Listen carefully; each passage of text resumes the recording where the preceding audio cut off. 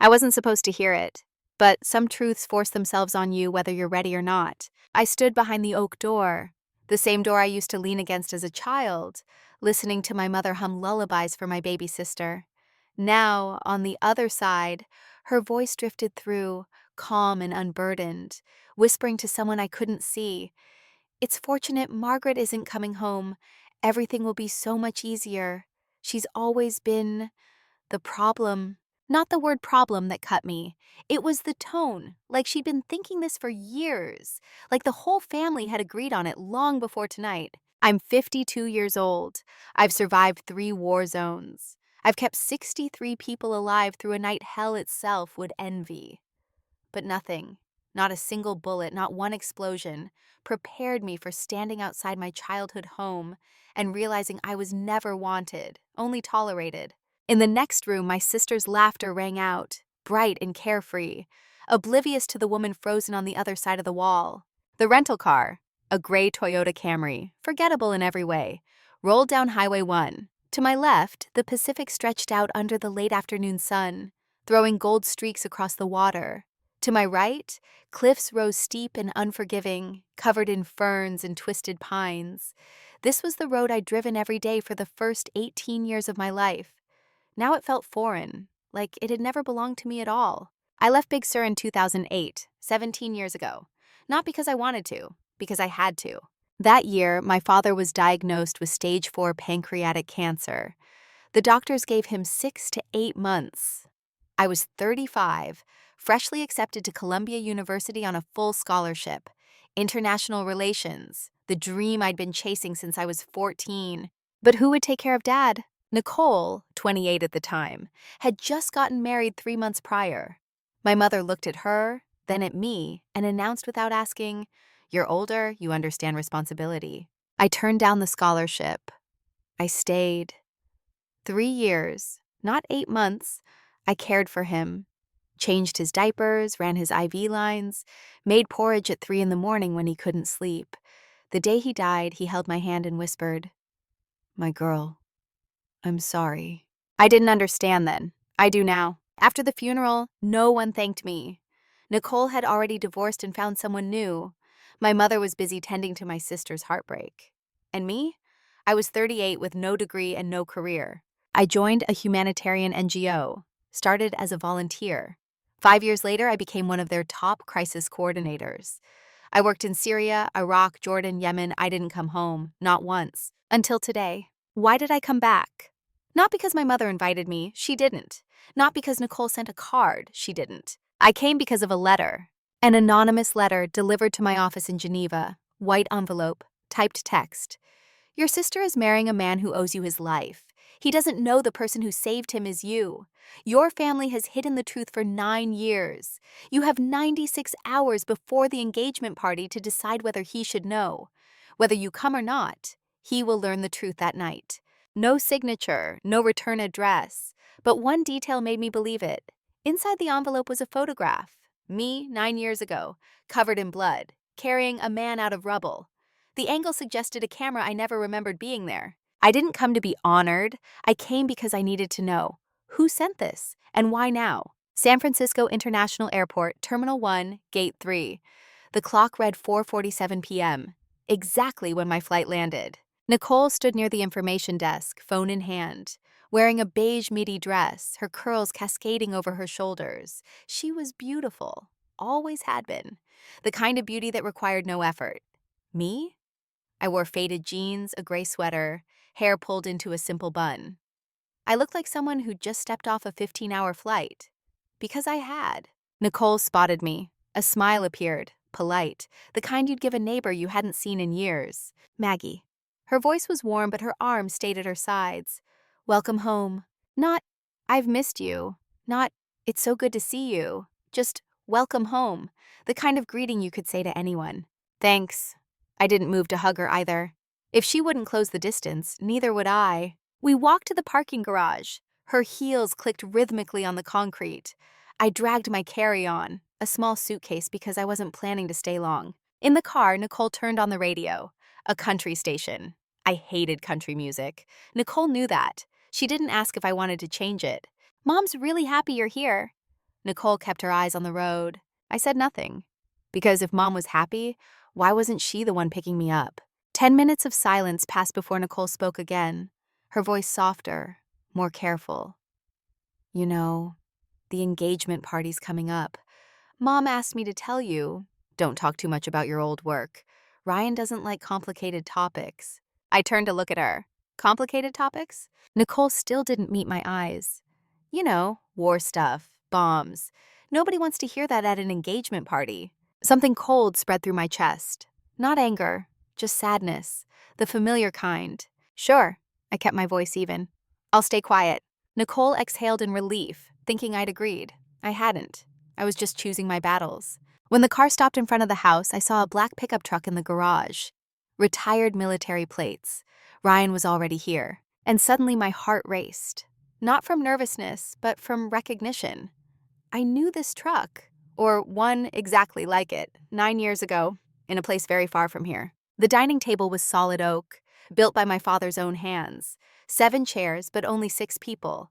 Mom, Nicole, Ryan, Uncle Bob, Aunt Judith, and Manemi. Mom sat at the head, Dad's old spot. She was 74 but still strong, short silver hair, reading glasses hanging from a chain, a navy cashmere sweater. She didn't stand to hug me, just nodded, a thin smile. Margaret, you're here. Not my darling daughter, just Margaret. My seat was at the far corner, near the window, slightly apart from the group. No one mentioned it, but I understood. This was the seat for the unimportant. Ryan sat beside Nicole, across from me. 49 years old, 6 feet tall, broad shoulders, military-cut hair with gray at the temples, blue eyes, and a thin scar running from his forehead toward his right eye. A scar I remembered clearly. He shook my hand when Nicole introduced us. His grip was warm, firm, lasting longer than a polite handshake should. Maggie, his voice was deep, serious. Good to meet you. His eyes searched mine, not politely, like he was trying to remember, as if he knew we'd met somewhere before. I pulled my hand back quickly. Nice to meet you too. But inside I knew. He didn't remember, because that night he'd been unconscious. Dinner felt like a performance. Everyone spoke loudly enough to fill the silence I wasn't invited to break. Mom launched into a 20-minute monologue about Nicole, how steady and well-planned her life had become.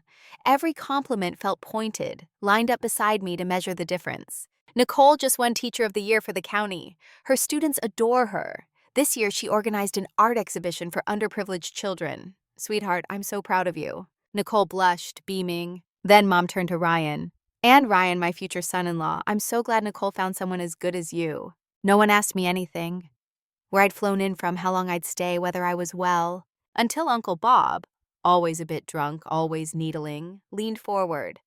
Maggie, I heard you do something overseas, some kind of relief work? I started to answer, but Mom cut in. Bob, let's not talk about that. Not appropriate for family dinner. Uncle Bob shrugged, sipping his beer, but he wasn't done. Oh, I remember now. There was something about a failed mission years back, right? I read it in the papers. Someone abandoned their team, real shame. The room went silent. Everyone stopped eating. I gripped my fork tighter, said nothing. Then Nicole, my sister, her voice soft but loud enough for everyone to hear. She left the mission halfway. That's why she didn't come home. She was ashamed. Ryan frowned, looking from Nicole to me. Left the mission? Mom dabbed her mouth with her napkin, her tone calm and terrifying. Margaret, if you'd been more responsible, things would have turned out differently. But that's in the past. Let's not bring it up again. Not a defense, not a question about the truth, just judgment. After dinner, while everyone moved to the living room for coffee, Ryan stayed behind. He poured more water into my glass. A small gesture, polite. Maggie. His voice dropped, just loud enough for me to hear. Did you ever work in Jordan, around 2016? I looked up at him. His eyes had changed, no longer polite, searching. I've worked in a lot of places. I kept my tone neutral. Hard to remember every assignment. He nodded slowly, but I could tell he didn't believe me. 10 o'clock that night. I was planning to sleep early, on the couch in the living room, since my old bedroom had been converted into Mom's reading nook. But as I passed by, I heard Nicole's voice and Mom's. They thought I'd already gone upstairs. I stopped, not because I wanted to eavesdrop, but because they said my name. Nicole. Mom, she's not staying long, right? I don't want Ryan knowing anything about her past. Mom. Don't worry, I've kept it quiet for 9 years. No one needs to know your sister was a hero in Operation Phoenix. If Ryan finds out, he'll respect her more than you. And you deserve to be the center of attention, not her. I stood frozen. My body went cold. Nicole. But Mom, what if she tells Ryan herself? Mom. She won't. Your sister has too much pride. She'd never brag about herself. And that's good. Because tonight is yours, Nicole. Finally, you have something she can't overshadow. Nicole laughed softly. You're right. She always thought she was special. Now she knows. Nobody needs her. Mom. Margaret's always been strong. She doesn't need us, but you do. And I'll protect you. I stepped into the room. Didn't knock. Didn't ask permission. They turned, eyes wide. Nicole went pale. Mom didn't look sorry, just surprised. How much did you hear? Mom's voice stayed eerily calm. Enough. My throat was tight. Enough to understand you've been hiding the truth for 9 years. Enough to know you didn't want Ryan to find out I saved his life. Mom stood, her tone measured, like explaining a business decision.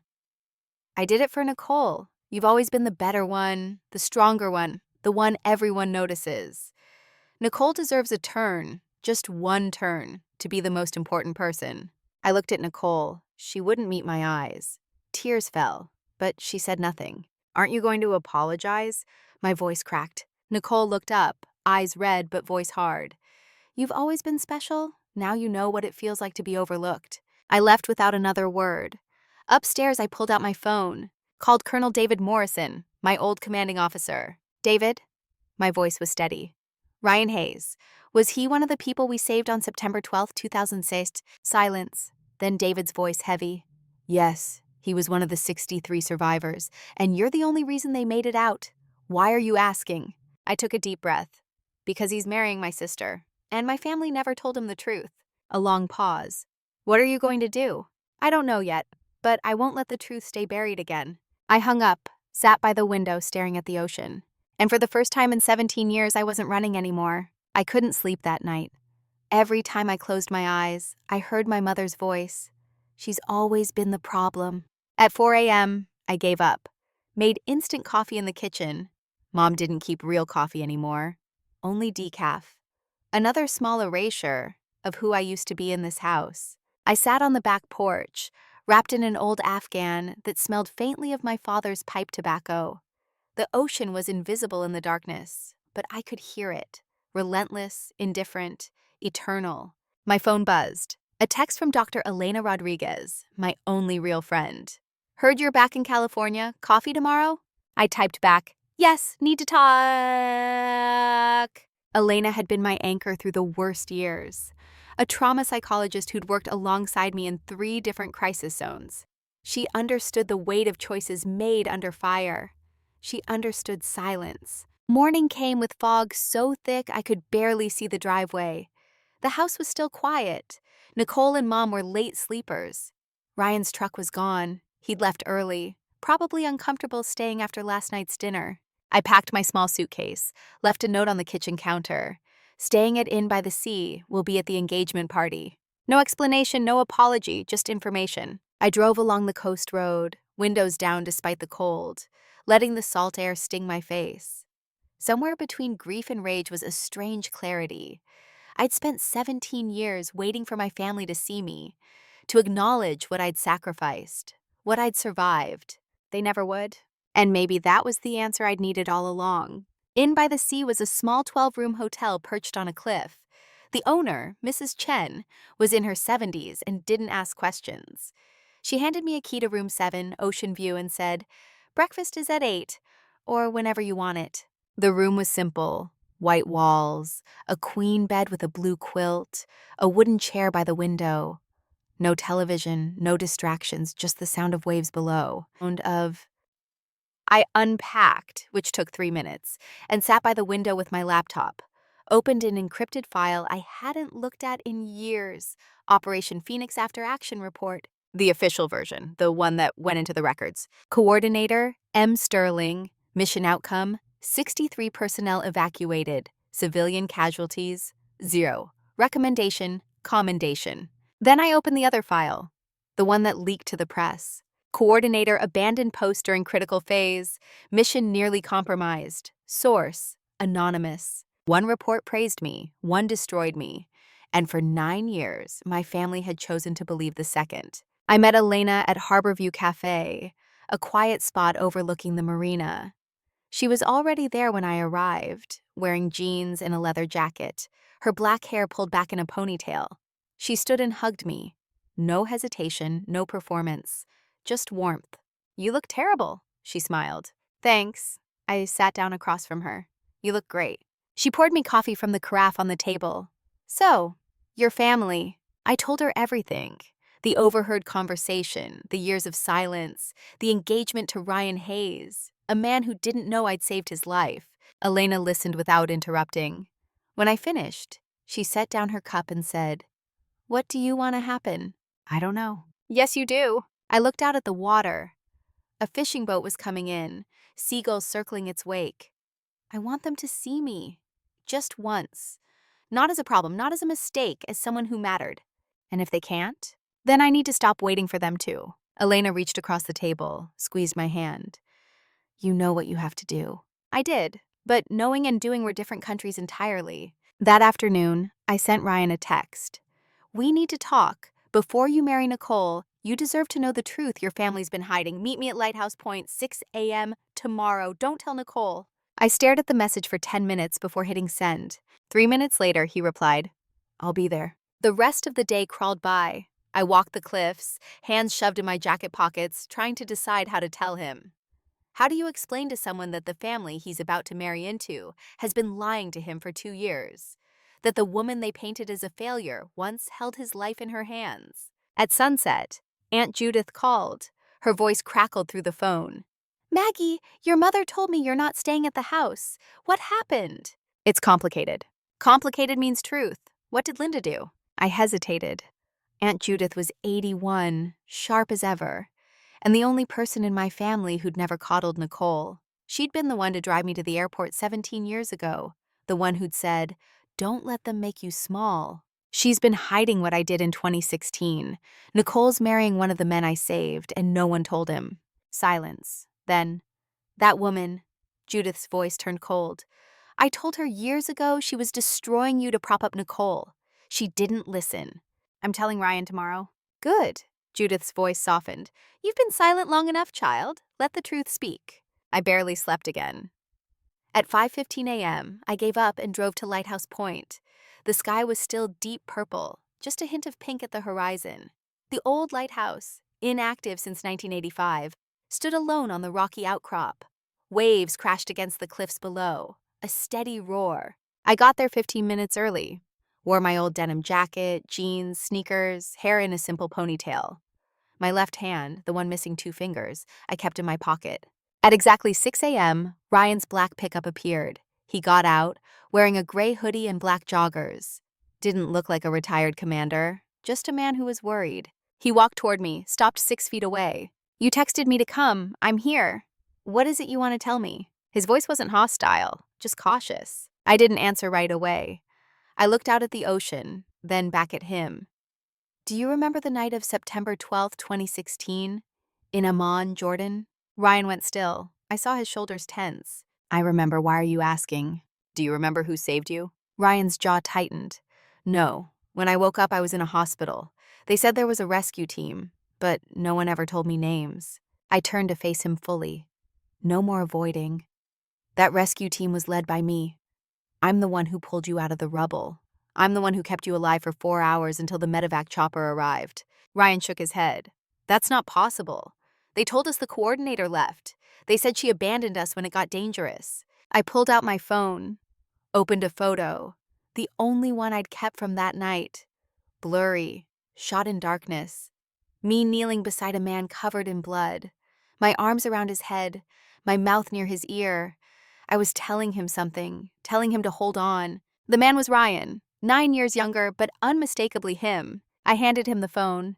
"That's you, and that's me." Ryan's hand shook as he took it. He zoomed in, studied the image. His eyes widened. "This is me, but why didn't anyone tell me?" "Because my family didn't want you to know." I told him everything, slowly, every detail. Operation Phoenix, The mission to evacuate 150 civilians and 63 soldiers from Amman before airstrikes began. 72 hours. The first night went smoothly, 90 people evacuated. The remaining 123 had to wait for the second transport. Ryan was among them. But the second night, the bombs came early. 2 in the morning. I was at the Temporary Coordination Center, a 3-story building. Sirens. Then an explosion. The building next to ours collapsed. Ryan was inside. Command ordered immediate evacuation. "We can't save anyone else. Pull out now, But I knew, if we left, 123 people would die, including Ryan. I refused. 5 others stayed with me. We dug through rubble with our bare hands. No equipment. Just hands. 4 hours later, we found him. Trapped under a concrete slab. Left leg broken, head bleeding, unconscious. I lifted him onto my back. He weighed 200 pounds. I'm 5'6", 130 pounds. But I didn't leave him. I carried him 800 meters. Through debris, through fire, through smoke. My ribs cracked. My fingers were crushed under falling brick, but I didn't stop. When the helicopter arrived, I handed him to the medics. Then I collapsed. I woke 2 days later in a Turkish hospital. They'd amputated 2 fingers on my left hand. I pulled my hand from my pocket, the hand I always hid. The ring finger and pinky were gone, just 3 fingers remaining.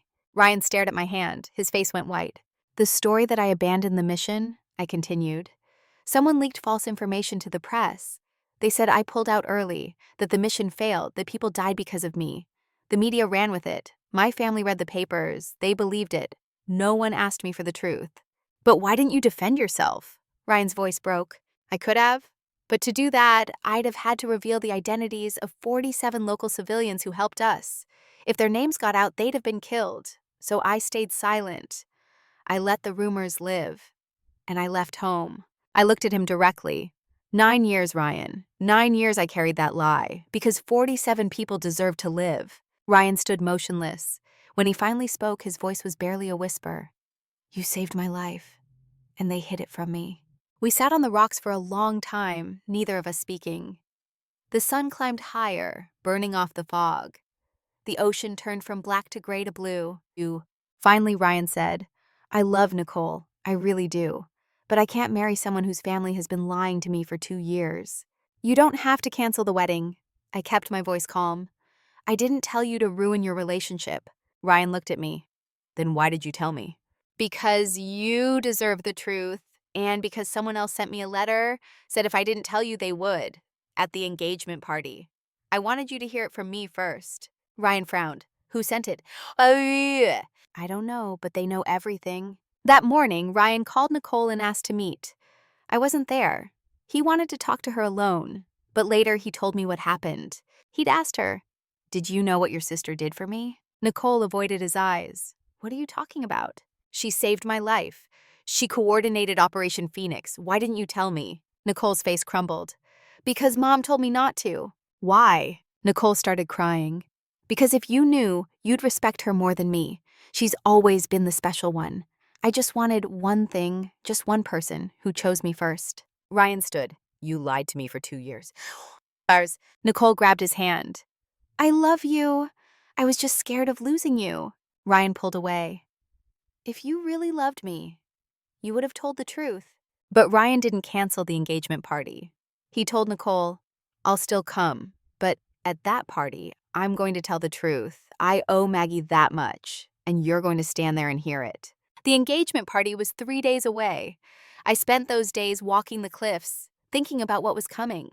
Part of me wanted to leave, fly back to Geneva, let them sort it out without me. But another part, the part that had been silent for 17 years, wanted to be there, wanted to watch the truth finally surface. Not for revenge, for closure. Elena called every morning. "You okay?" "I don't know." "That's honest." On the morning of the engagement party, I woke early, put on a simple navy dress, flat shoes, let my hair fall naturally. No elaborate makeup. I wasn't performing anymore. I drove to Ocean View Restaurant, an upscale place overlooking the bay. 100 guests, soft yellow lights, white linens, white roses everywhere. I arrived late on purpose. My seat was at a corner table, farthest from the stage where Nicole and Ryan sat under a spotlight. Nicole's friends, a cluster of well-dressed women in their 40s, sat at the table beside mine. They glanced at me, then whispered, "Who's that woman in her 50s sitting alone?" "Nicole's sister. Heard she screwed up some big mission. Abandoned people to save herself." How awful. I don't know why Nicole even invited her. I heard every word, but I didn't turn around, just sat quietly, holding my water glass, looking out at the ocean through the floor-to-ceiling windows. Then Aunt Judith stood up. She was near the group of women leaning on her cane. "Who are you talking about?" Her voice cut through their whispers. One of them answered, "Nicole's sister, the one who abandoned her team." Judith slammed her cane on the floor. The sound echoed. "Abandoned? Do you know Margaret turned down Stanford to care for her dying father? Do you know she received a commendation that this family refused to mention?" Mom stood quickly. "Judith, this isn't the time." "Not the time?" Judith turned to her sister. "Or not convenient for your plan? The plan to keep Margaret in the shadows so Nicole could shine?" The room went silent. Then Ryan stood. The clinking of glasses stopped. Conversations died mid-sentence. He didn't say anything at first, just walked across the room, each footstep deliberate, purposeful, until he stopped in front of my table. He stood at attention. His heels clicked together. His right hand rose in a sharp, flawless salute, a military salute. For me. A child whispered to his father, "What's he doing, Dad?" The father, a veteran, answered softly, "Showing respect, real respect." Ryan held the salute, then lowered his hand, his voice carrying through the silent room. "If it weren't for her, half my team wouldn't be alive. Operation Phoenix wasn't a failure. It was a miracle. And she made it happen." A murmur rippled through the crowd. Then from a table near the back, another man stood. Owen Walker, 58, a face I recognized from that night. I was there too. His voice was steady. "She carried me out herself. I weighed 200 pounds. She's 5'6", but she didn't give up." One by one, 6 more people stood. Veterans Ryan had invited, not knowing they'd been saved by the same woman. They all saluted me. 7 people, standing, saluting the woman their hostess had tried to erase. Nicole's champagne flute slipped from her hand and shattered on the floor. She stood, tears streaming, but not from remorse, from fury. "This was supposed to be my night," her voice cracked. "Why do you always have to take everything?" Ryan looked at her like he was seeing her for the first time, and didn't like what he saw. Mom trembled, pressing her fingers to her lips. Tears fell silently, years of denial finally cracking open. Ryan turned back to Nicole, his voice cold and final. "You had a chance to tell the truth. You chose to lie. I can't marry someone who won't face reality." He took off the engagement ring, set it on the table, and walked out. I stood in the center of that room, surrounded by respect I'd never asked for, and felt something bittersweet move through me. I'd been given back my honor. Yes, but the illusion that my family would ever truly understand me, that died right there on the polished floor. The morning after the engagement party, the house felt like a mausoleum. I woke in my hotel room to silence so complete it pressed against my eardrums. No phone calls, no frantic knocking, just the waves below and my own breathing. My phone showed 37 text messages, none from Nicole, none from Mom, all from strangers, people who'd been at the party, people who'd heard the story secondhand, people who wanted to thank me for things I'd done years ago for people they loved. One message stood out. "Your mother is still awake. She hasn't moved from the living room couch since last night. Aunt Judith." I didn't respond, didn't dress, just sat by the window watching pelicans dive into the surf, wondering what responsibility I still owed to people who'd never felt responsible for me. By noon, I forced myself to eat, drove to a small diner off Highway 1, the kind with vinyl booths and laminated menus that hadn't changed since 1987. The waitress was maybe 70, moved slowly, called everyone hun. I ordered scrambled eggs and black coffee, ate mechanically, tasting nothing. The door chimed. Ryan walked in, spotted me, and came straight to my booth without asking. He looked like he hadn't slept either. Eyes shadowed, hair uncombed, wearing yesterday's clothes. "I've been driving around all morning." He slid into the seat across from me. "Couldn't go home. Couldn't stay anywhere." I set down my fork. "You didn't have to blow up your life for me. I didn't do it for you." His voice was raw. "I did it because I can't build a future on a foundation made of lies. Nicole and I, we were supposed to be partners. Partners don't hide the truth for 2 years because they're scared." The waitress came over, poured him coffee without asking. He wrapped both hands around the mug like he was cold. I need to know something. Ryan met my eyes. That night, when you found me, what did you say to me? In the photo, your mouth was right next to my ear. What were you telling me? I looked out the window. A memory I'd buried came flooding back. The weight of him on my shoulders, the fire behind us, the taste of ash in my mouth. Shh. I told you your daughter needed you to come home, that you didn't have permission to die. Ryan's face crumpled. I didn't have a daughter then. Sarah was born 8 months after I got back. I know, but the medic told me you just found out your wife was pregnant. So I lied to you. Told you she'd already been born, that she was waiting for you. I figured if you were unconscious enough to believe me, maybe you'd fight harder to stay alive. His hand shook around the coffee cup. Jesus Christ. You lived. That's what mattered. No. He set the cup down hard enough that coffee sloshed over the rim. What matters is that you saved my life and then disappeared into silence for 9 years while your family painted you as a coward. What matters is that I almost married into a family that would do that to you. We sat there for a long time, neither of us eating, just watching the traffic pass outside. Finally, Ryan spoke again. The letter you got, the anonymous one. Do you have any idea who sent it? No, but they knew details only someone who was there could know. The photograph was taken from an angle I never saw. Maybe someone in one of the buildings nearby. Someone who's been sitting on that information for 9 years waiting. For what? I don't know, justice, chaos? Maybe they just got tired of watching the truth stay buried. Ryan pulled out his phone, scrolled through something, then turned it toward me. This was posted online last night. Someone filmed the whole thing. It was a video. Shaky phone footage of Ryan saluting me, the 7 veterans standing, Nicole's glass shattering. The caption, Navy SEAL honors the woman who saved his life. His fiancé's family tried to hide the truth for years. The video had 1.3 million views. Well, I pushed the phone back toward him. I guess the truth doesn't stay buried anymore. That afternoon, Elena called. I saw the video. Are you okay? Define okay. Breathing, functioning, not planning to do anything stupid. Then yes, I'm okay. Elena was quiet for a moment. You know you're going to have to face them eventually. Your mother, Nicole. They're not just going to disappear because you're staying at a hotel. I know. What are you waiting for? Good question. What was I waiting for? An apology? An explanation? Some moment of clarity where they'd finally see me as I actually was, instead of the version they'd constructed to make Nicole shine brighter. I'm not waiting for anything. Even as I said it, I knew it was a lie. I'm just trying to figure out what I owe them. You don't owe them anything, Maggie. You never did.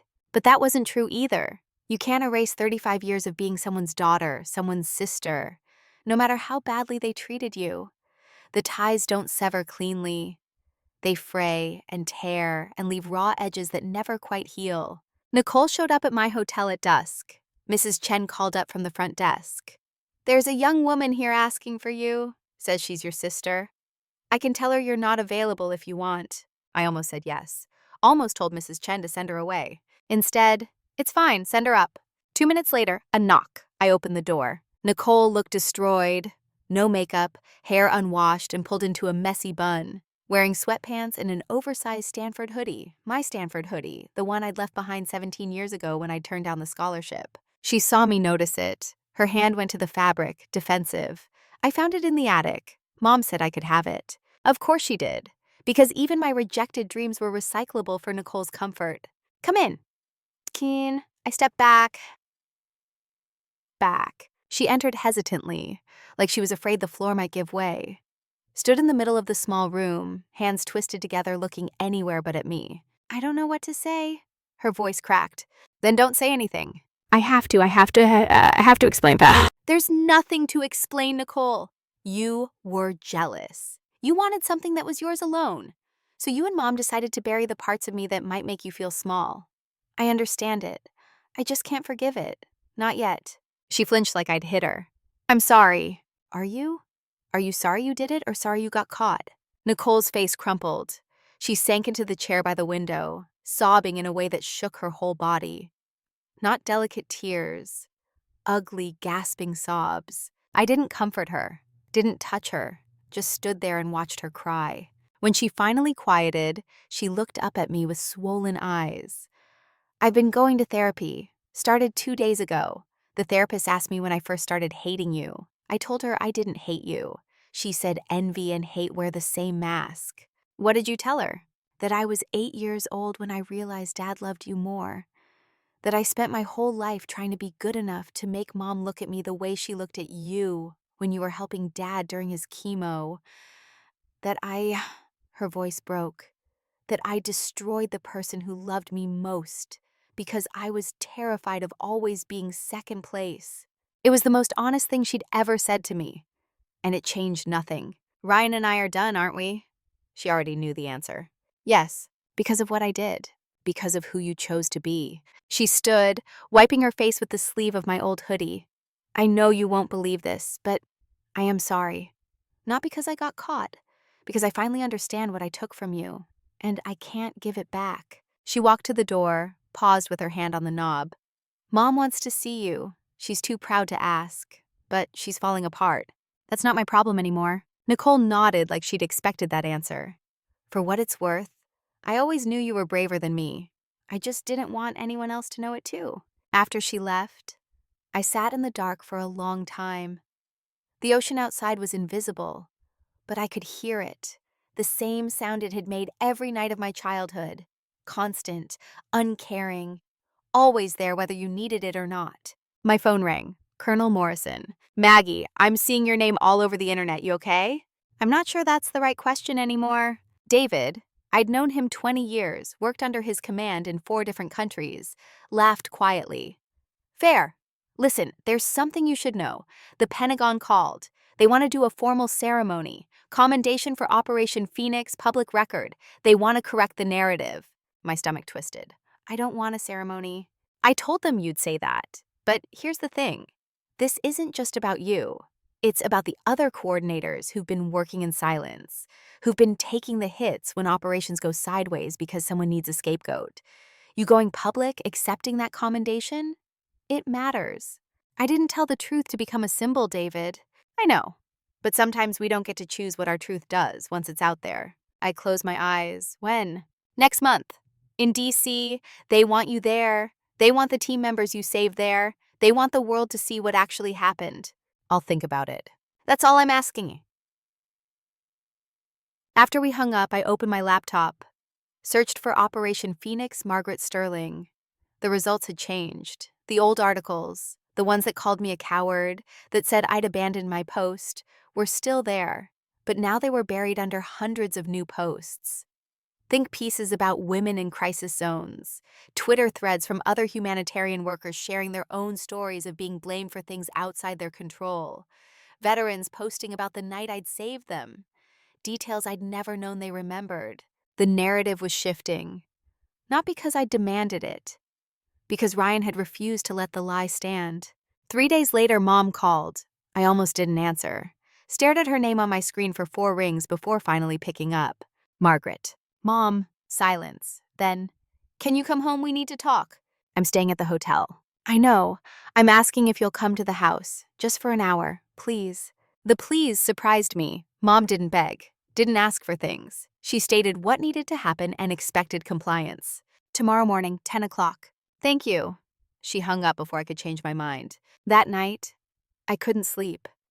Walked down to the beach below the hotel, a narrow strip of sand accessible by a steep stairway carved into the cliff.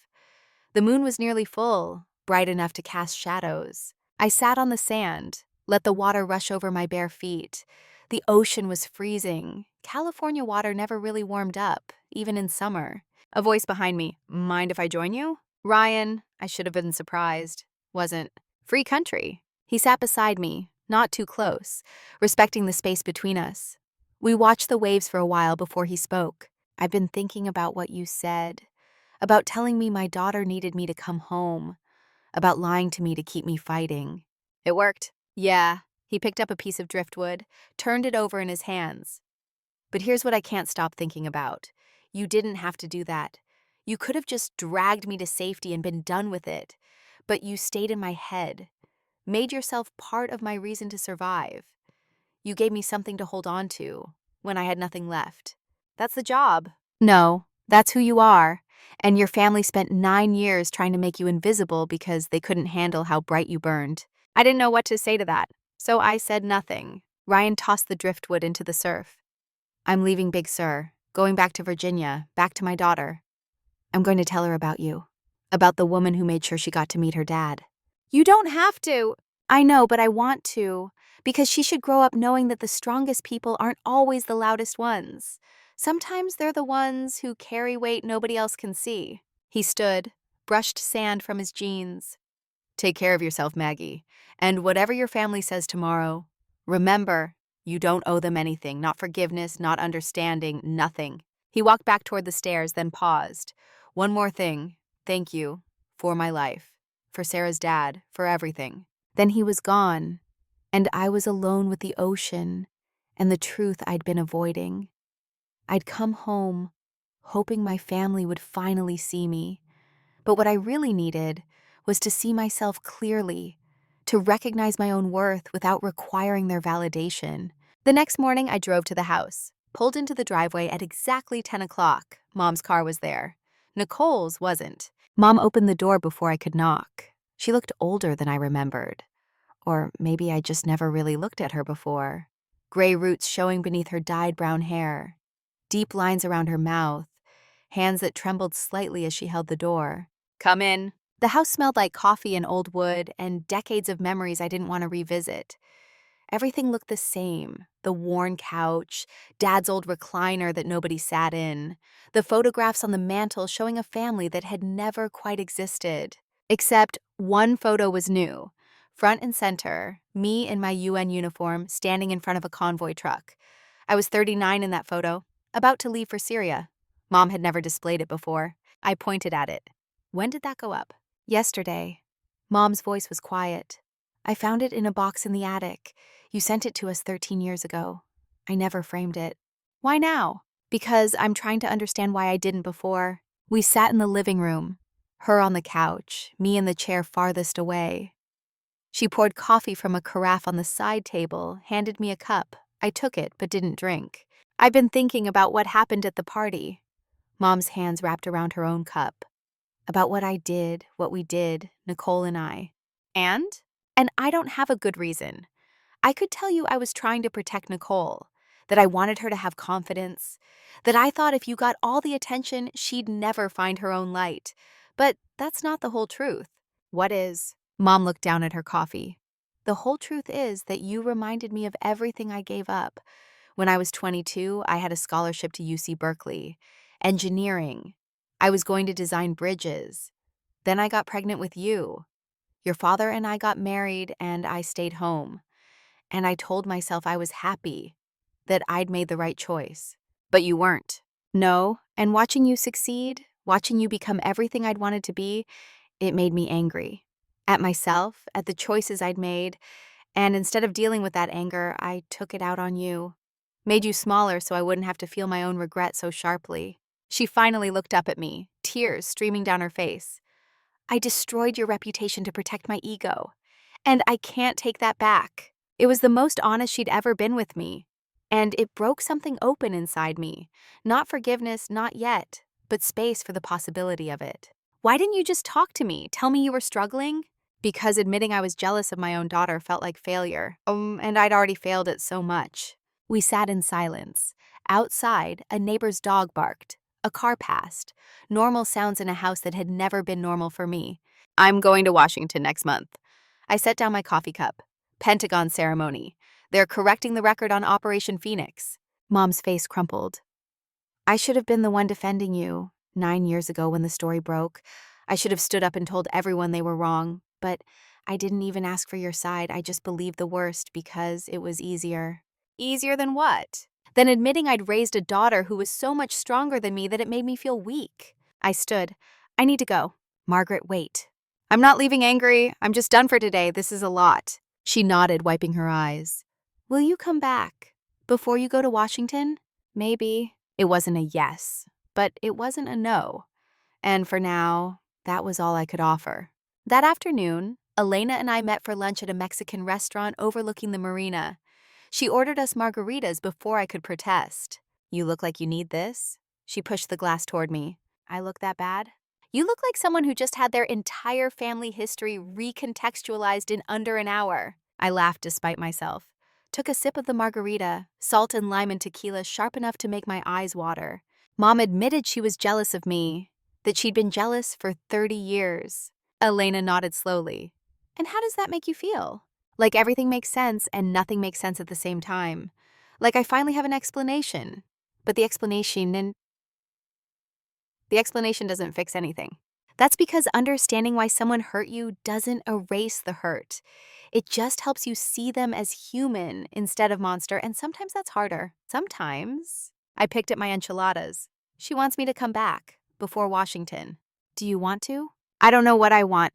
For 17 years, I wanted them to acknowledge what I'd done. Now they have, and it feels empty. Like I'm standing at the finish line of a race I didn't actually want to run. Elena reached across the table, squeezed my hand. Here's what I know. You came back here for closure. You're getting it. It doesn't look the way you thought it would, but it's happening. The question is, what do you do with it? What do you mean? I mean, do you let this chapter close? Do you walk away and build a life that doesn't revolve around earning their approval? Or do you keep trying to fix something that might not be fixable? I thought about Ryan's words on the beach, about not owing them anything, about recognizing my own worth. I think I need to let it close. Okay, Elena smiled. Then let it close. The next 2 weeks passed in a strange limbo. I stayed in Big Sur but avoided the house, went hiking on the coastal trails, read 3 books, answered emails from the Pentagon about the ceremony, ignored most calls from numbers I didn't recognize, journalists mostly, wanting interviews about the viral video. One call I did answer, Colonel Morrison again. Maggie, I have news. The 47 local civilians you protected, the ones whose names you wouldn't reveal 9 years ago, they want to be at the ceremony. My breath caught. How? Where are they? Resettled. Most of them made it to the U.S. eventually, through refugee programs. Others are in Europe, Canada, Australia. But they've been following your story. They want to stand with you, publicly thank you for saving their lives twice, once from the bombs, once from retaliation. I couldn't speak for a long moment. Finally, they don't need to thank me. That's not what this is about. They want the world to know what you sacrificed for them, that you let your reputation be destroyed rather than put their names at risk. Maggie, they're calling you a hero, and this time, there's no one to contradict them. After we hung up, I sat on the hotel balcony and cried. Not sad tears, not happy tears, just tears of release, letting go of weight I'd been carrying so long I'd forgotten it was there. 3 days before I was scheduled to fly to Washington, Nicole texted, "Can I see you? One more time before you leave, no agenda. I just want to say goodbye properly." We met at the lighthouse, the place where Ryan and I had talked. Nicole was already there when I arrived, sitting on the rocks, watching the ocean. She stood when she saw me. "Thank you for coming. You said goodbye. What else is there?" "I wanted to tell you that I'm not going to be at the ceremony. In DC, I know Mom's going, but I'm staying here." "Why?" "Because it's your day, your moment. And I've taken enough from you. I'm not going to show up and make it about me." It was the most mature thing she'd ever done, and it meant more than she probably knew. "I'm moving." Nicole wrapped her arms around herself. "To Portland, fresh start. Away from Mom, away from this house, away from all the people who know what I did.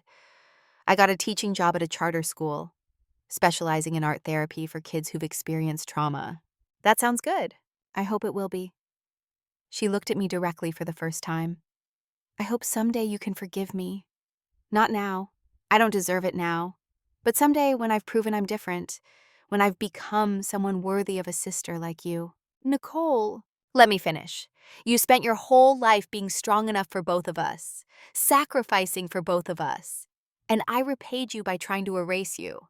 But here's what I've learned in therapy. I can't undo what I did. I can only become someone who would never do it again.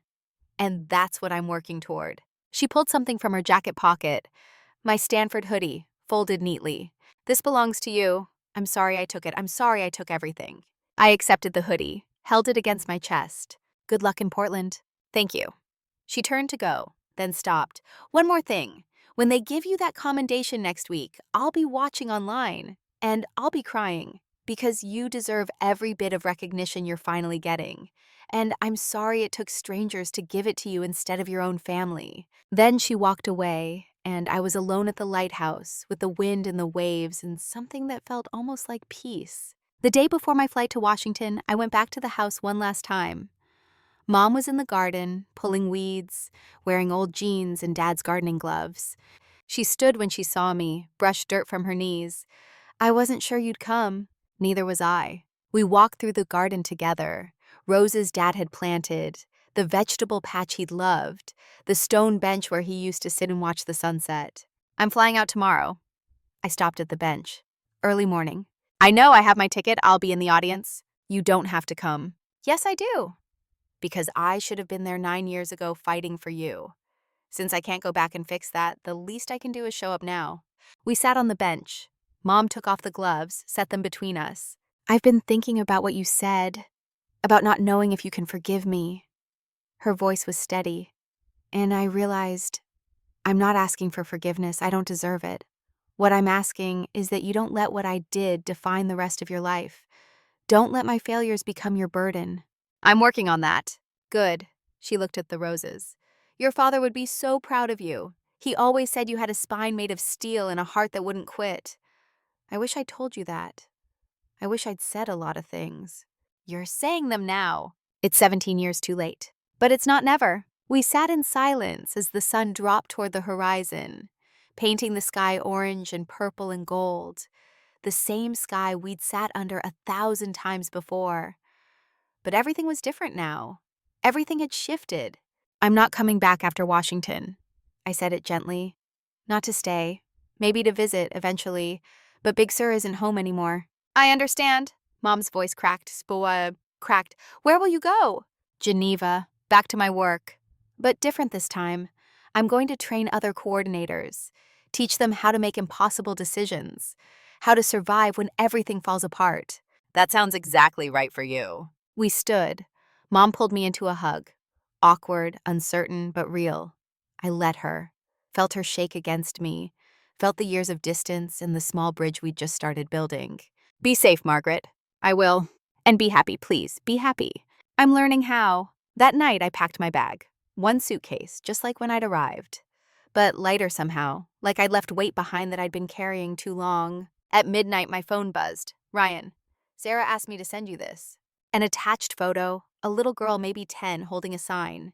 "Thank you for bringing my daddy home." I saved the image, turned off the light, listened to the ocean one last time. Tomorrow I'd fly to Washington, stand on a stage, accept recognition I should have received years ago.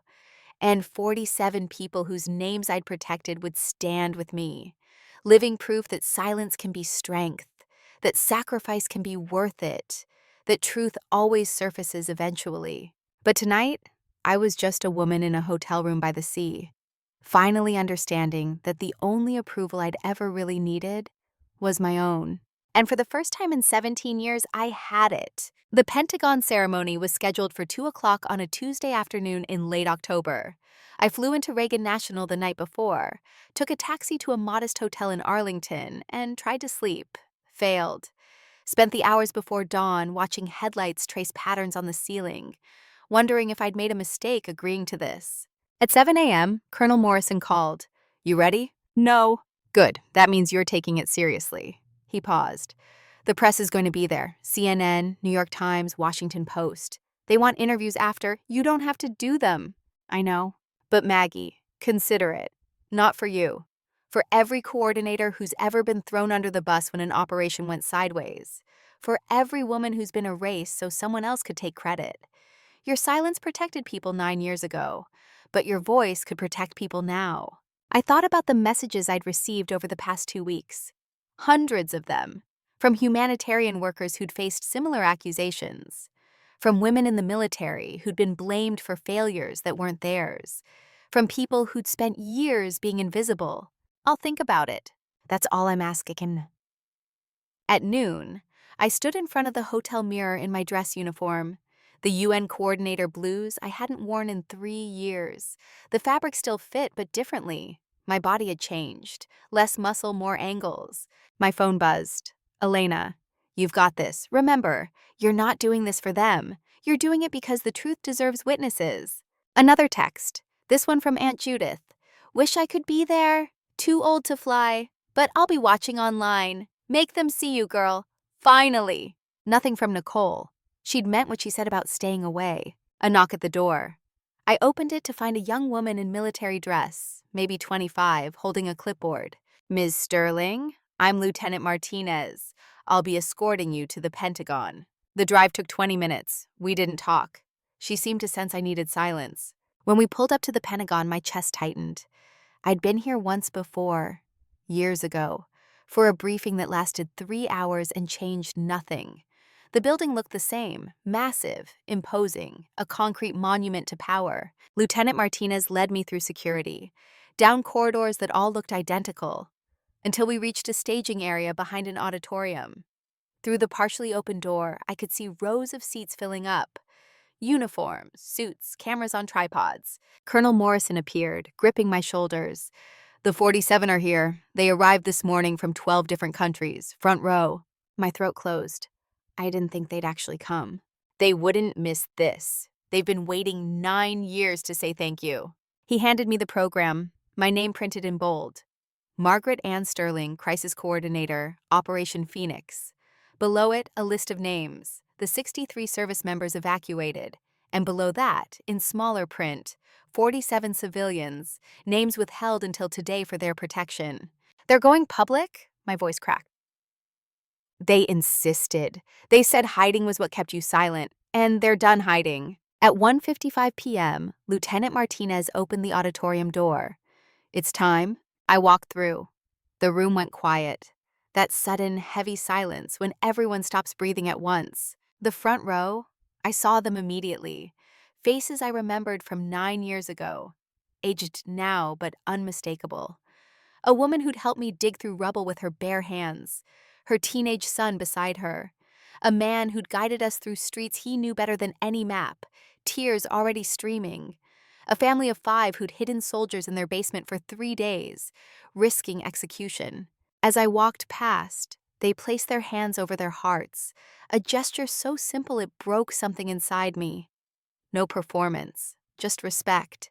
I climbed the steps to the stage. 3 chairs waited, one for me, one for Colonel Morrison, one for General Patricia Chen, the woman overseeing the ceremony. She was 60, steel-haired, with eyes that had seen things she'd never talk about. She shook my hand. Thank you for being here. Thank you for correcting the record. We should have done it 9 years ago.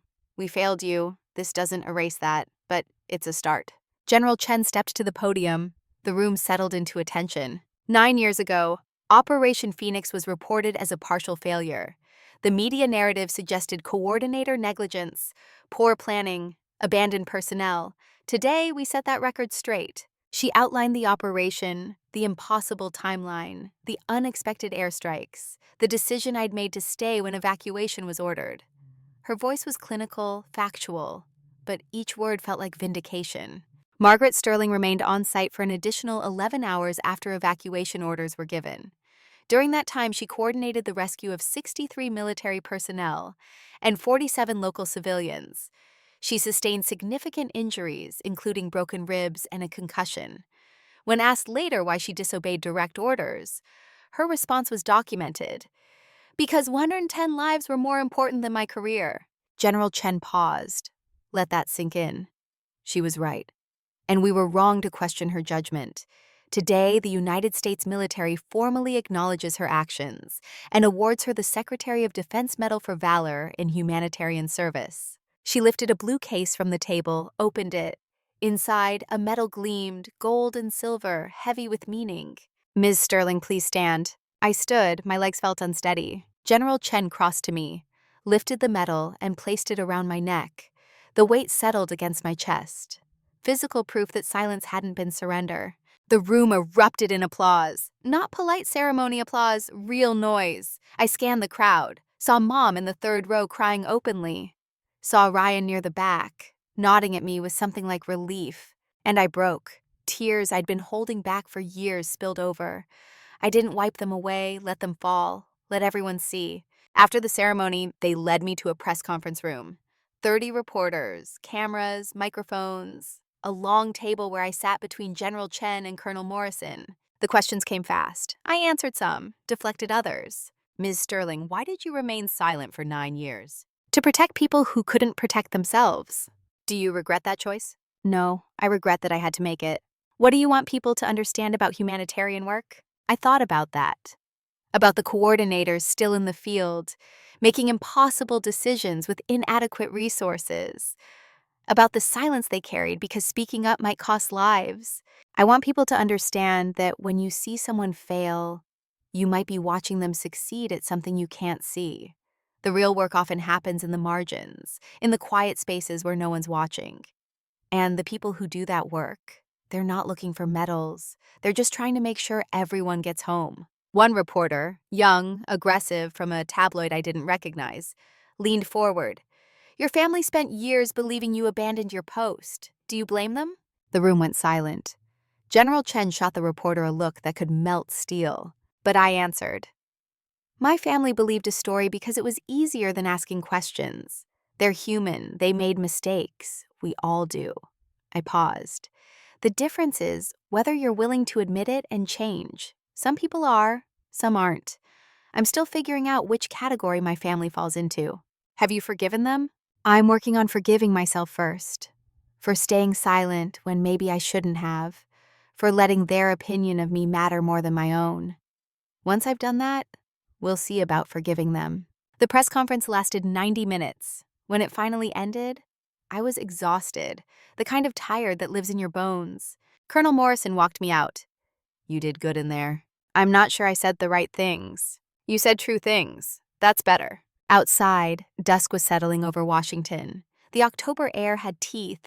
I pulled my jacket tighter. A voice behind me. Maggie? I turned. Mom stood there, looking small despite her height. She'd aged 10 years in the past month. I watched the ceremony. Her voice was hoarse.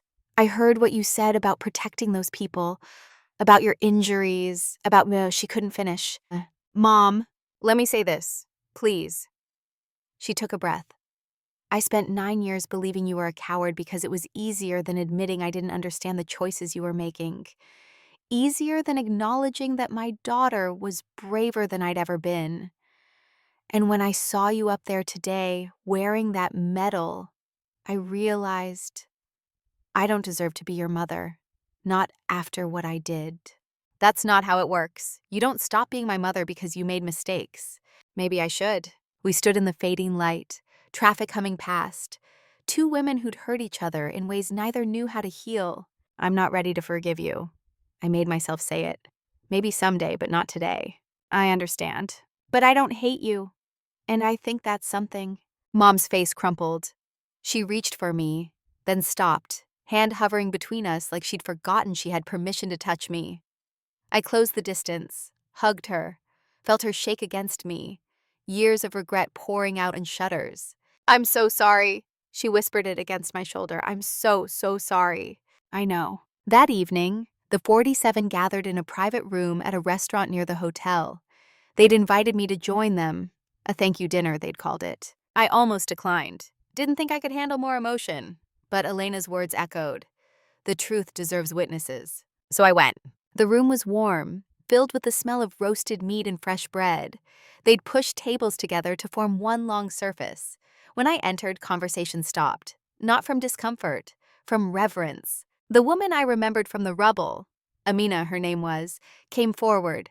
She was 46 now, wore a headscarf and a blue dress, worked as a translator in Baltimore. We have waited a long time to say this properly. Her English was accented but clear. Thank you, not just for saving our lives, for protecting our names when you could have used them to save yourself. You carried our safety even when it cost you everything. A man beside her, Hassan, who'd been 19 during the operation, now in his late 20s, added, We knew what they said about you. We saw the news, but we could not speak. If we came forward, if we said you saved us, they would find us. Our families still there would pay. So we stayed quiet, and you stayed silent, and it aided us every day. You don't need to explain. My voice was thick. I made that choice. You didn't owe me anything. But we did. Amina gestured to the others. All of us. We owed you truth. And now, finally, we can give it. We sat, ate. They told me their stories, where they'd gone after the evacuation, the paths that had led them to safety, the lives they'd built in diaspora, a teacher in Toronto, an engineer in Munich, a doctor in Seattle, each one carrying forward because I'd chosen their lives over my reputation. Near the end of the meal, a teenager approached, Amina's son, the boy who'd been 8 years old during the operation. I don't remember much from that night. His voice was shy, but my mother tells me you carried me out on your back because I twisted my ankle. She says you sang to me in bad Arabic so I wouldn't be scared. I did remember that, singing Twinkle Twinkle Little Star with Arabic words I barely knew, making up half of them, just to give him something to focus on besides the explosions. Your Arabic was terrible, he grinned, but it worked. They presented me with a gift, a photo album they'd compiled together, pictures of their lives now, weddings, children, graduations, new homes, each page a testament to survival. On the first page, written in careful script, "These lives exist because you chose mercy over pride. Thank you will never be enough, but it's all we have." I couldn't speak, just held the album against my chest while they watched with understanding eyes. Late that night, back in my hotel room, I opened my laptop, composed an email to the NGO I'd worked for, told them I was ready to come back. Not to the field. That part of my life was over, but to training. Teaching other coordinators how to navigate impossible choices, how to protect the vulnerable while surviving the consequences. They responded within an hour. "We've been waiting for you to be ready. When can you start?" "January, Geneva. I need a few months to close some doors first." "We'll be here." The next morning, Ryan met me for breakfast at a diner near the Pentagon. He'd stayed in DC after the ceremony, wanted to talk before I flew back to California. "Sarah wants to meet you." He slid his phone across the table. A video message. His daughter, 8 years old with his blue eyes and dark curls, speaking directly to the camera. "Hi, Ms. Sterling. My dad told me what you did. I'm glad you saved him. I hope you can come visit us sometime. I want to say thank you in person." "She's beautiful." "She's 8 going on 18. He smiled. "Takes after her mother. Smart as hell, doesn't take crap from anyone. Wonder where she gets that." We ate in comfortable silence for a while. Then Ryan set down his fork, serious now. "I wanted to ask you something. It's okay to say no." "What is it?" "Would you be Sarah's godmother? I know we don't know each other well, but you're the reason she has a father. And I want her to grow up knowing women like you. Women who do the right thing even when it costs them everything." The question hit me sideways. I'd never thought about being part of someone's family again. The concept felt foreign. "Ryan, You don't have to answer now, think about it, but I'm serious. You gave me a future. I'd like you to be part of it." I thought about the album the 47 had given me. All those lives, continuing forward because of a choice I'd made. Ryan's daughter was one more branch on that tree. Yes, the word came out before I'd fully decided, but it felt right. I'd be honored. His smile was brilliant. "Good, Sarah's going to lose her mind." I flew back to California that afternoon, landed in San Francisco at dusk, rented another car, drove the coastal highway one last time. But I didn't go to Big Sur. Took a different exit, headed inland to Santa Rosa, the town where my father grew up. Drove to the cemetery where he was buried. I hadn't visited since the funeral. 17 years. The grave was well maintained. Mom must have been paying for upkeep. The headstone was simple. Robert Sterling, beloved husband and father, 1948 to 2008. I sat on the grass beside it. Told him about Operation Phoenix, about the ceremony, about everything that had happened since he died. "I know you said you were sorry, Dad. That last day, I never understood what you meant. But I do now. You were apologizing because you knew. You knew Mom resented me. Knew she'd spent years comparing me to Nicole and finding me both better and worse at the same time. You knew that after you were gone, I'd carry that weight alone." The wind rustled through the oak trees overhead. But here's what I figured out. I'm not alone. I've got people. Maybe not the family I was born into, but the family I've built, Elena, Ryan, and Sarah. The 47 people who flew across the world to witness my truth. Aunt Judith, who's too old to fly but called me a dozen times this week anyway. That's enough. That's more than enough. I stood, brushed grass from my jeans. I'm going to be okay, Dad. It took me 17 years, but I'm going to be okay. The next day, I drove to Big Sur one final time. Not running, not hiding, just closing a chapter. Mom was in the garden, always in the garden. She looked up when my car pulled in, stood slowly, brushed dirt from her knees. We walked through the roses without speaking at first. Dad's old bench waited under the oak tree. I'm leaving tomorrow. I sat beside her. Flight to Geneva, starting the training program in January. That sounds perfect for you. We watched a hummingbird dart between blooms. The silence wasn't heavy anymore, just present. Nicole's coming this afternoon. Mom's voice was careful. She asked if you'd be willing to see her. I told her I'd ask. But if you're not ready, I'll see her. Mom looked surprised. You will? I'm not ready to be close. But I'm ready to be in the same room. That's progress. Nicole arrived at noon. She looked different. Hair cut short, no makeup. Wearing jeans and a flannel shirt I'd never seen her in. She looked comfortable, like she'd finally figured out who she was when nobody was watching. Hi. She stood in the doorway uncertain. Hi. We sat in the garden. Mom made tea, then disappeared inside, giving us space. Nicole spoke first. I don't know how to start. Then don't just be here.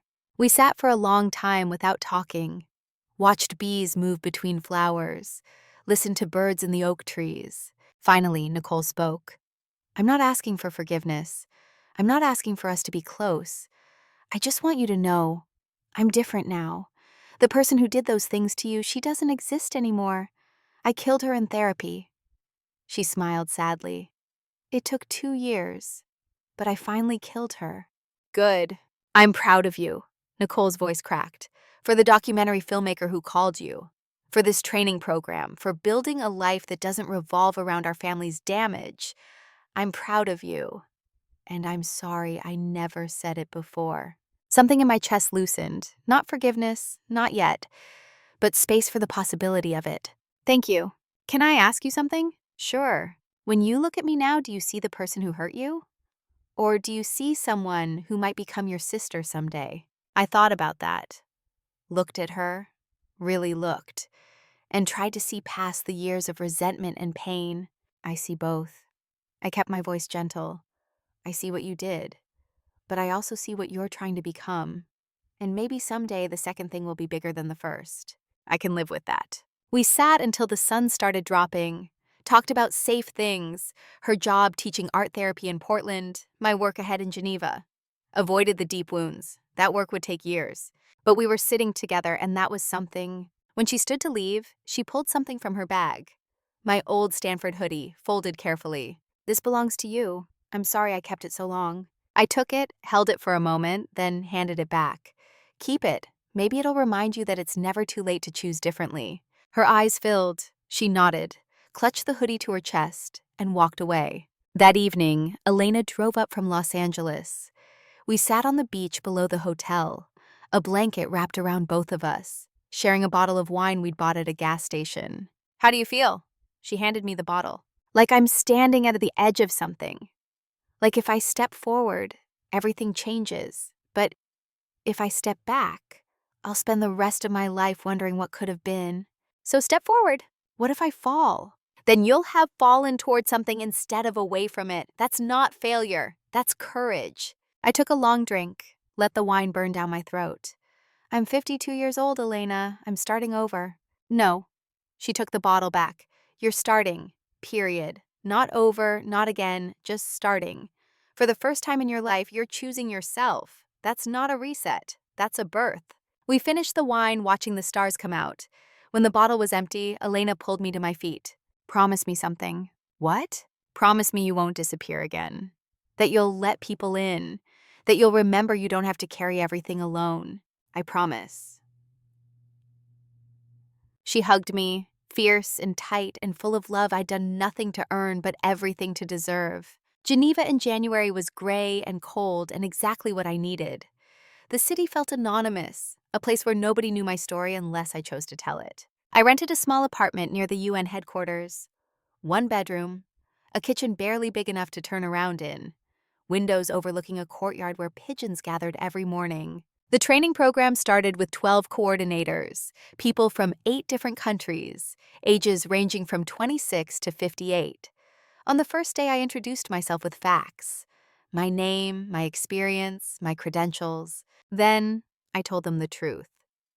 Over the next 6 months, you'll learn how to make impossible choices, how to live with them, how to protect the vulnerable while surviving the bureaucracy that will try to punish you for caring more than is convenient. I'm not going to lie to you. This work will cost you. The question is whether you choose which parts of yourself to sacrifice or let someone else choose for you. They listened with the kind of attention that comes from recognizing yourself in someone else's story. After the session, a young woman approached, 28, Kenyan, preparing for her first field assignment. Thank you for being honest about the cost. Every other instructor acts like we can save everyone without losing ourselves. That's because they're lying. You can't save everyone. And you will lose parts of yourself, but you get to decide which parts matter most. She nodded slowly. I'm glad you're teaching this course. Me too. In March, Nicole emailed. Subject line, no pressure to respond. The body was short. I've been in Portland for 4 months, therapy twice a week, support group for family trauma. I'm learning that I spent my whole life trying to be you, instead of figuring out who I was. I'm sorry it took hurting you for me to realize that. I don't expect forgiveness. I just wanted you to know I'm trying to become someone worthy of a sister like you. N. I didn't respond immediately. Let the email sit for 2 weeks. Then wrote back. I'm glad you're doing the work. Keep doing it. Not for me, for yourself. Short, but honest. And maybe that was enough. In April, I flew to Virginia. Ryan picked me up from the airport, drove me to their house, a 2-story colonial with a tire swing in the front yard. Sarah burst out before the car stopped. 8 years old, all energy and curiosity, with Ryan's blue eyes and dark curls flying. You came! Dad said you were really busy, but I hoped you'd come. Of course I can! Godmother, show up! We spent the weekend together. Sarah showed me her room, walls covered in drawings, shelves overflowing with books. She asked me questions about Operation Phoenix that I answered as honestly as I could without giving her nightmares. Sunday morning, we sat in the backyard while Ryan made pancakes inside. Sarah was quiet for a while, picking at the grass. Maggie, did you ever want kids? The question surprised me. I don't know, I never really thought about it. My work made it hard to imagine having a family. Do you regret that? Sometimes. But regret doesn't change anything, it just makes you miss what you never had. She nodded, processing, then looked at me directly, suddenly older than 8. Dad says you're one of the bravest people he knows. That you did things that scared you because they were right. Your dad gives me too much credit. No, she shook her head firmly. He doesn't. I looked you up. I read about Operation Phoenix. That's brave. Or stupid. Same thing sometimes. She grinned. I pulled her close, this child who existed because I'd refused to leave her father behind. You're going to be something special, Sarah Hayes. I know. She said it without arrogance, just certainty. In June, I received a letter. Not email, actual paper, in an envelope with no return address. Inside, a single page in careful handwriting. Ms. Sterling, my name is Marcus Webb. I was a photojournalist embedded with military units in Amman in 2016. I took the photograph that was sent to you, the one of you carrying Commander Hayes. I also took 73 other photographs that night, documenting everything. I kept them secret because I was told to by people who wanted the operation to look like a failure. I was young. I needed the work. I took money to stay quiet. For 9 years, that choice haunted me. When I saw you were finally being recognized, I sent you the anonymous letter. I thought if you came back, if you faced your family, the truth would surface naturally. I was right. I'm sorry I didn't speak sooner. But I want you to know I have all 73 photographs, and I've donated them to the National Archives. The complete record, no more secrets. M.W.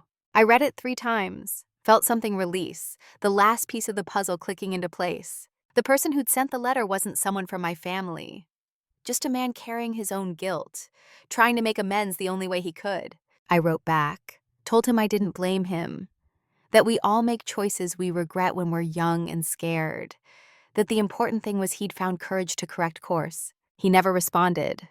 But 2 months later, the National Archives notified me the photographs were online, available to anyone who wanted to see the truth. I looked through them once, saw myself in ways I'd never seen, covered in dust and blood, face set with determination. Saw the 47 civilians working beside me, risking everything for strangers. Then I closed the browser. The photographs were there for people who needed evidence. But I'd lived it, and that was enough. In October, Claire Davidson, the documentary filmmaker who'd called me after the Pentagon ceremony, released her film. I'd spent 4 months working with her, being interviewed, connecting her with the people who knew my story. The film premiered at Sundance. I flew to Park City for the screening, sat in the back row, watched my life play out for 93 minutes. Claire had kept her promise. No neat ending, no transformation narrative, just truth. The choice I'd made, the silence that followed, the family who'd failed me, the slow work of rebuilding.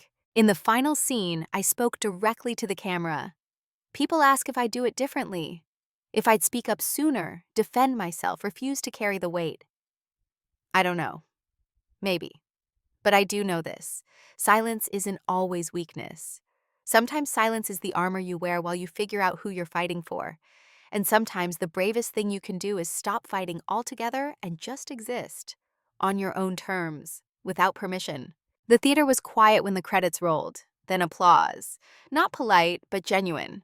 People standing not because they had to, but because something had moved them. 2 years after the Pentagon ceremony, I flew back to Big Sur. Not because I had to, because I chose to. Mom met me at the airport.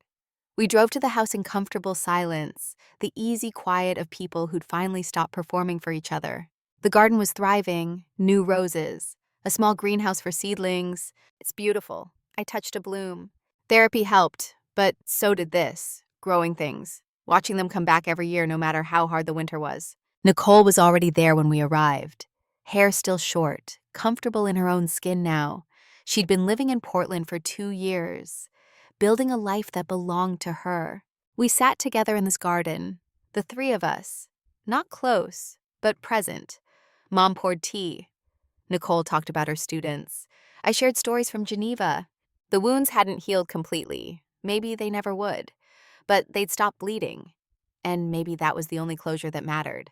As the sun dropped toward the horizon, painting everything gold, I realized something. I'd spent 17 years running from this place, 3 years fighting to be seen, and now I was simply here, not forgiven, not forgotten, but free from needing their approval to exist. Mom reached over, squeezed my hand. Nicole smiled, tentative but real.